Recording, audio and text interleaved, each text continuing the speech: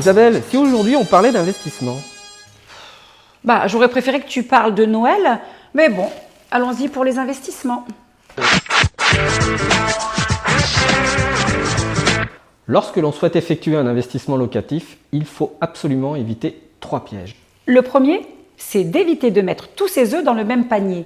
Au lieu d'acheter un seul gros bien, par exemple une villa, privilégiez plusieurs petits appartements. Cela va diversifier votre patrimoine et si un jour vous avez besoin d'argent, il vous suffira de vendre un seul de vos biens plutôt que la totalité de votre investissement. Il ne faut pas non plus localiser votre investissement au même endroit, sur un même quartier, voire sur une même ville.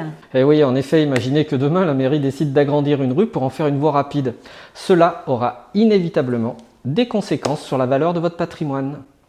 Le second piège, c'est faire comme pour soi. On veut choisir et aménager comme pour soi. Mais ce n'est pas nous qui allons l'habiter, et tout le monde n'a pas les mêmes goûts que nous. Faites des travaux simples, mais attention, cela ne veut pas dire n'importe comment. Du costaud. Et oui, rendez le bien agréable et fonctionnel. Troisième piège, la loi de Murphy et de l'emmerdement maximum.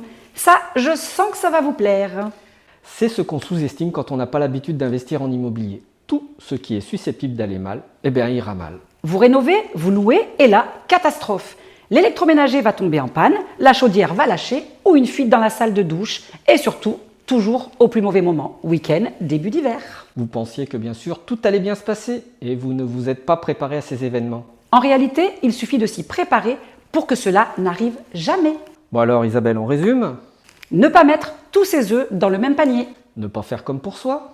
Et la loi de Murphy et de l'emmerdement maximum, mais ça, je sais que vous l'aviez déjà retenu. Bon Isabelle, promis, la semaine prochaine, on parle de Noël. Génial. Alors, à la semaine prochaine.